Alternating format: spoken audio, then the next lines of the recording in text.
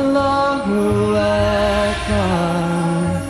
Allahu Akbar, Allahu Akbar, Allahu Akbar, Allahu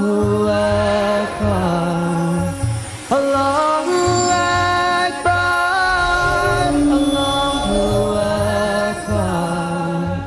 Allahu Akbar, Allahu Akbar, Allahu Akbar. محترم و مکرم ناظرین، پیس T V Urdu پر مسلسل چلنے والے اس پروگرام نور قرآن سے آپ اور ہم استفادہ کر رہے ہیں۔ اللہ تعالیٰ کے انسانوں پر اور اس پر ایمان لانے والوں پہ بے شمار احسانات۔ اللہ جو ہمارا خالق ہے، مالک ہے، پروردگار ہے، رب ہے، حاکم ہے، ہادی ہے، ہدایت دینے والا ہے، اس نے جہاں ہماری ضرورت کی تمام چیزوں کو فراہم کیا ہے، ہماری چھوٹی سے چھوٹی ضرورت کا بھی خیال رکھا ہے، وہاں جو ہماری سب سے بڑی ضرورت ہے،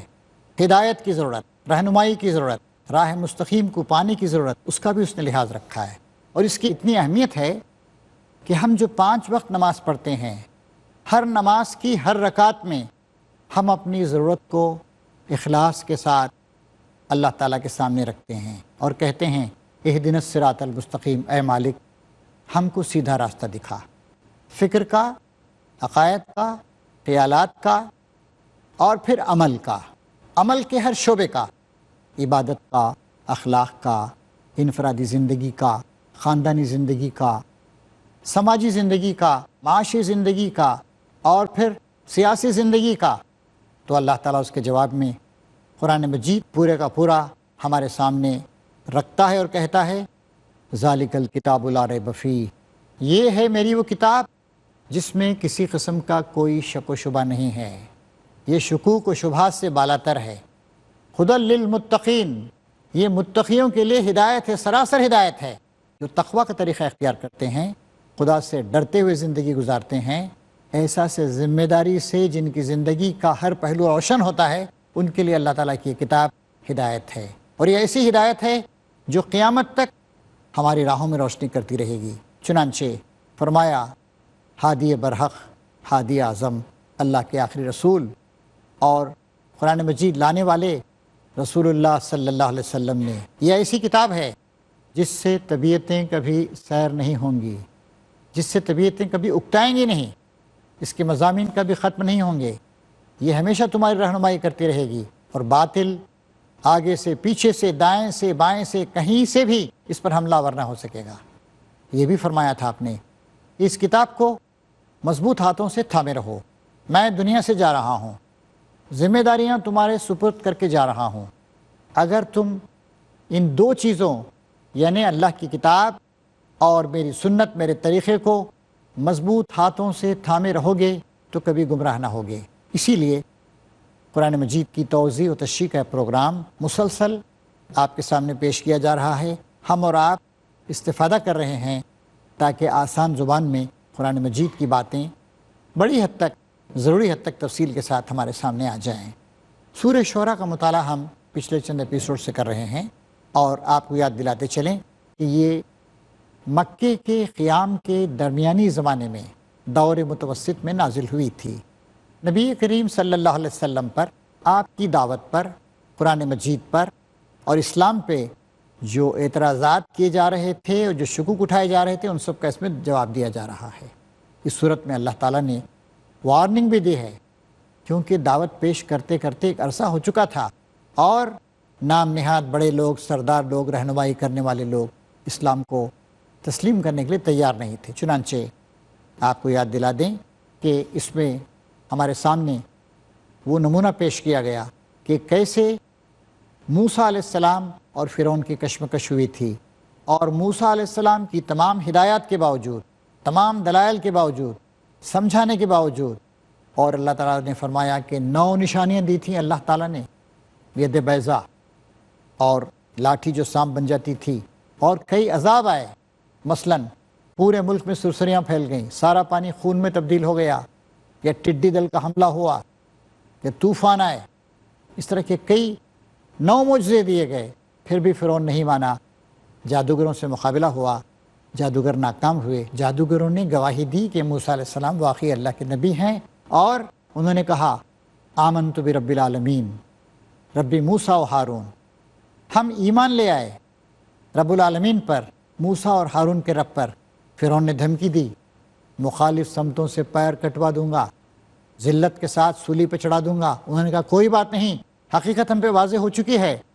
تو جو کچھ کر سکتا ہے کر لے، ہمیں اللہ سے توقع ہے کہ چونکہ ہم سب سے پہلے آگے بڑھ کر ایمان لا رہے ہیں، اس لیے اللہ تعالیٰ ہماری مغفرت فرمائے گا۔ اس کے بعد وہ واقعہ بھی ہمارے سامنے سورہ شعراء میں آیا کہ وہ جو دبی پسی اور کچلی ہوئی قوم تھی، ایک مسلم قوم بنی اسرائیل، موسیٰ علیہ السلام اس کو لے کے نکلے، اور اس طریقے سے اللہ نے ان کو فرعون کی غلامی سے نجات دی۔ پھر ابراہیم علیہ السلام، ان کی دعوت، ان کے دلائل، انہوں نے بتایا خدا نے مجھے پیدا کیا ہے، وہی میری رہنمائی اور ہدایت فرماتا ہے، وہی میری ساری ضروریات کو پورا کرتا ہے، وہی مجھے موت دے گا اور پھر دوبارہ مجھے زندہ کرے گا، کھلاتا ہے پلاتا ہے، ضرورتوں کو پورا کرتا ہے، پیدا کیا، مارے گا، دوبارہ جلائے گا، لہٰذا میں اسی کی عبادت کروں گا۔ ابراہیم علیہ السلام نے جو دلائل دیے تھے ان کو پیش کیا گیا۔ پھر اس کے بعد ایک ہی بات دیگرے، نوح علیہ السلام کی قوم کا انکار اور اس کا انجام، قوم عاد جن کی طرف ہود علیہ السلام کو بھیجا گیا تھا، ان کی دعوت، اس کی تشریح، قوم کا انکار اور ان کی تباہی۔ اس کے بعد قوم سمود، پھر اسی طریقے سے لوط علیہ السلام جہاں پر بھیجے گئے تھے وہ مدائن کے لوگ، مختلف نشانیاں ہمارے سامنے پیش کی گئیں، اور ان سب کے بعد بار بار اللہ تعالیٰ یہ بات فرماتا رہا کہ تمہارا رب بہت طاقت والا اور زبردست ہے اور رحم فرمانے والا بھی ہے۔ جو لوگ انکار کی روش پہ جمے رہیں گے، جیسے کہ مکے کے لوگ اور وہاں کے بڑے بڑے سردار جمے ہوئے تھے، ان کے سلسلے میں اللہ تعالیٰ زبردست اور طاقتور ہے، اسے کوئی چیلنج نہیں کر سکتا ہے، اور جو لوگ مان لیں گے اس کے لیے رحیم بھی ہے۔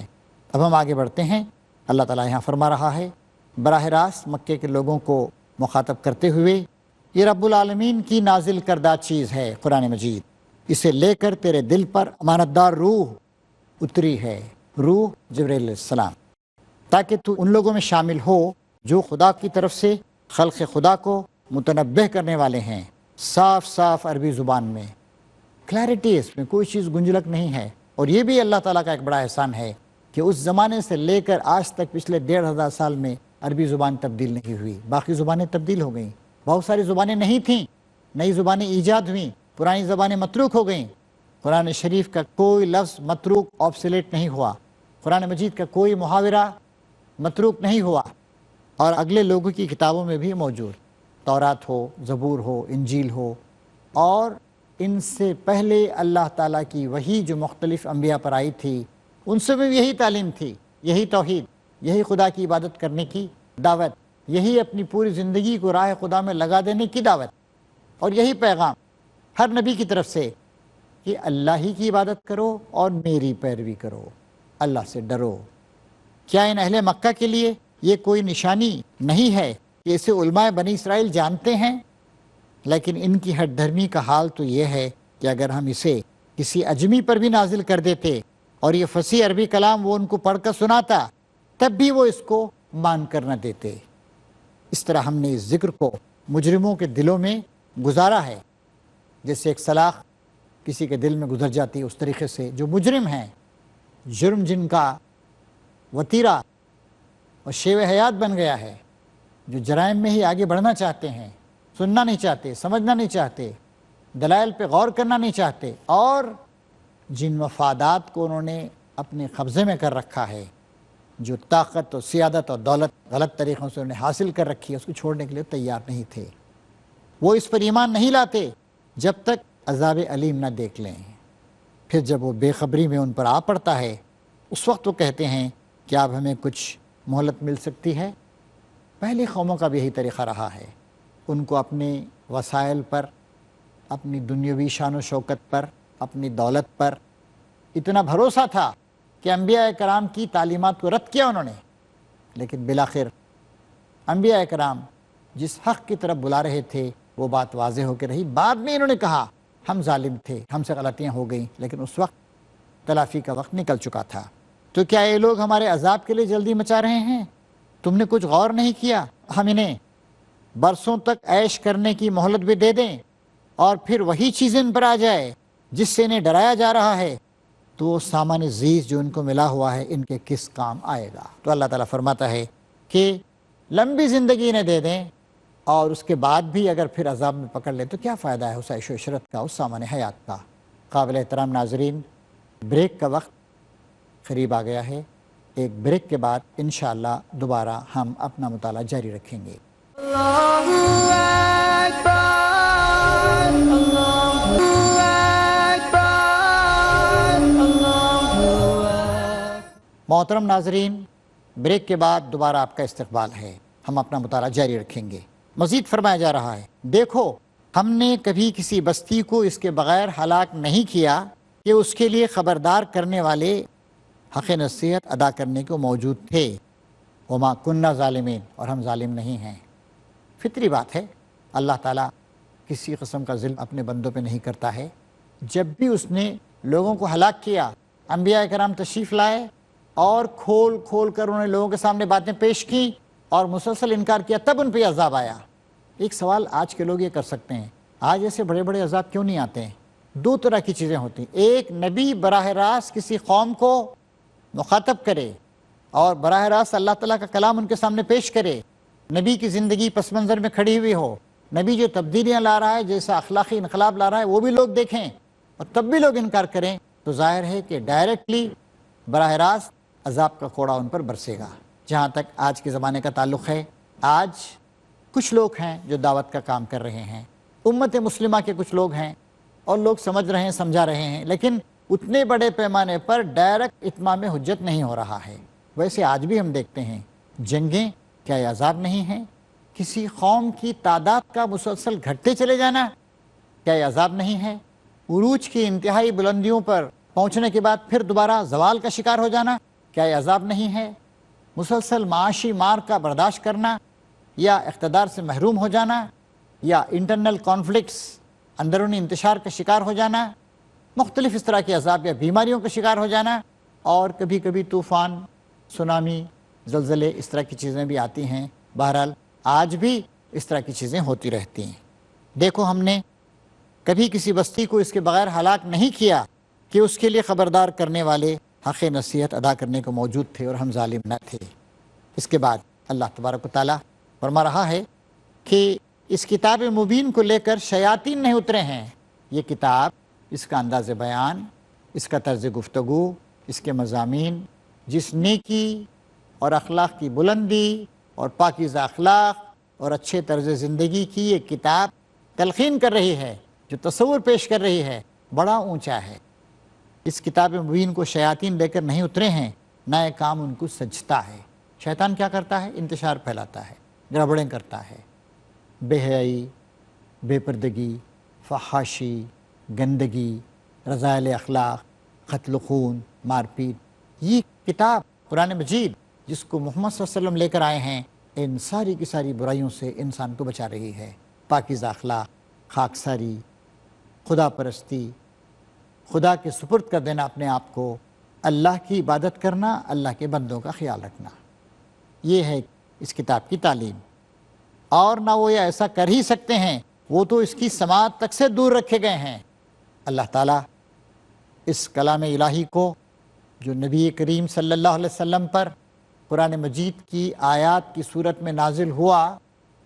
اس نے جب اس کو بھیجا تو اس کی حفاظت کا پورا پورا انتظام کیا۔ اس میں کسی قسم کی کوئی ملاوٹ اور آمیزش نہیں ہو سکتی ہے۔ یہ شیاطین اس کی سماعت تک سے محروم رکھے گئے، اس میں کسی قسم کی کوئی چیز آمیزش نہیں کر سکتے ہیں۔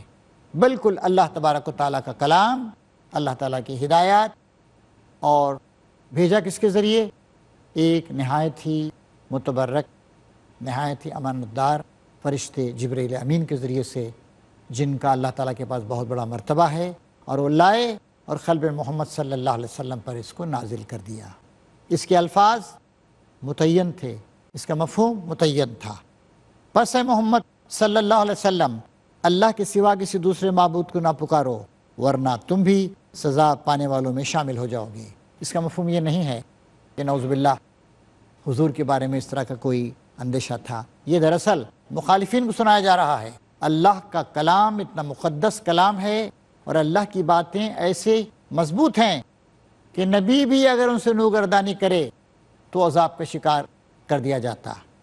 پس اے محمد، ان پر اللہ کی رحمت و سلامتی ہو، اللہ کے ساتھ کسی دوسرے معبود کو نہ پکارو ورنہ تم بھی سزا پانے والوں میں شامل ہو جاؤ گے۔ اب ظاہر ہے جو لوگ اس کلام کو سن کر اس کو رد کر رہے ہیں، اس کا انکار کر رہے ہیں، اس کا مذاق اڑا رہے ہیں اور ہر طرح کی چالیں چل رہے ہیں کہ اللہ تعالیٰ کا کلام پھیلے نہیں، ان کو کیسی سخت سزا دی جائے گی۔ وانذر عشیرتک الاقربین، اپنے قریب ترین رشتہ داروں کو ڈراؤ، اور ایمان لانے والوں میں سے جو لوگ تمہاری پیروی اختیار کریں ان کے ساتھ تواضع سے پیش آؤ، لیکن اگر وہ تمہاری نافرمانی کریں تو ان سے کہہ دو کہ جو کچھ تم کرتے ہو اس سے میں بری الذمہ ہوں۔ چنانچہ جب یہ آیت نازل ہوئی وانذر عشیرتک الاقربین، اپنے قریبی رشتہ داروں کو ڈراؤ، تو نبی کریم صلی اللہ علیہ وسلم نے احادیث سے معلوم ہوتا ہے کہ اپنے رشتہ داروں کو بلایا، اپنے چچاؤں کو، اپنی پھوپھیوں کو، اپنے دیگر بزرگوں کو، رشتہ داروں کو کہا دیکھو یہ اللہ تعالیٰ کا کلام، یہ میں تمہارے سامنے پیش کر رہا ہوں، اس کو تم قبول کرو۔ چنانچہ حدیث میں ہمارے سامنے اس طرح کی بہت ساری باتیں آتی ہیں۔ ایک بار آپ نے لوگ بلایا، کہا اے بنی عبد المطلب، اے عباس، اے صفیہ رسول کریم کی پھوپھی، اے فاطمہ محمد کی بیٹی، تم لوگ آگ کے عذاب سے اپنے آپ کو بچانے کی فکر کر لو، میں خدا کی پکڑ سے تم کو نہیں بچا سکتا، البتہ میرے مال میں سے تم لوگ جو کچھ چاہو مانگ سکتے ہو۔ اور وہی زمانہ تھا جب آپ نے صبح سویرے یا صباحا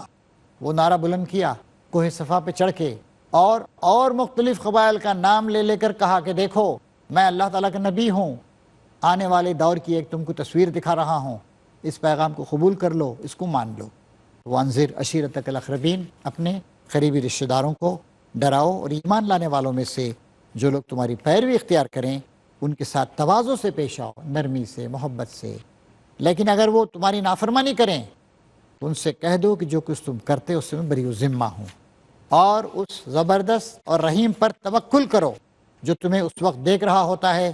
جب تم اٹھتے ہو، اور سجدہ گزار لوگوں میں تمہاری نقل و حرکت پر نگاہ رکھتا ہے، وہ سب کچھ سننے اور جاننے والا ہے۔ اللہ سے ڈرتے ہوئے زندگی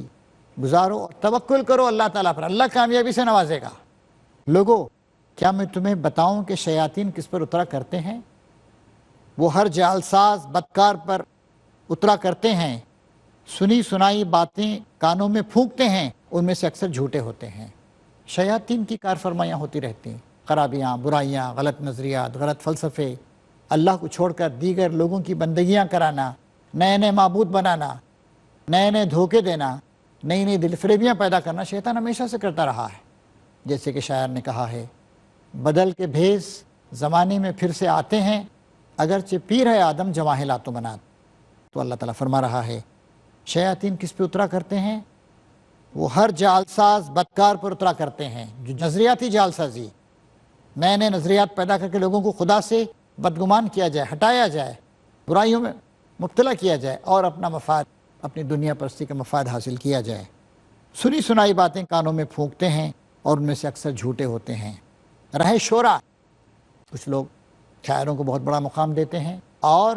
نبی کریم صلی اللہ علیہ وسلم جس بات کو پیش کر رہے تھے اس پر اعتراض کرنے کے لیے کہتے تھے کہ یہ تو شاعری ہے، تو ممکن نہیں۔ رہے شورا، تو ان کے پیچھے بہکے ہوئے لوگ چلا کرتے ہیں۔ تم دیکھتے نہیں ہو کہ وہ ہر وادی میں بھٹکتے ہیں، کبھی بڑا اونچا کلام، کبھی کچھ معمولی کلام، اور اکثر شاعری کا استعمال غلط چیزوں کے لیے ہوا ہے، بے حیائیوں کے لیے، فحاشیوں کے لیے، عشق کے لیے، شراب کی تعریف کے لیے۔ وہ ایسی باتیں کہتے ہیں جو کرتے نہیں ہیں۔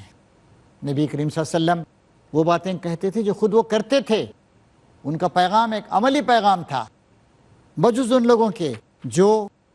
ایمان لائے اور جنہوں نے نیک عمل کیے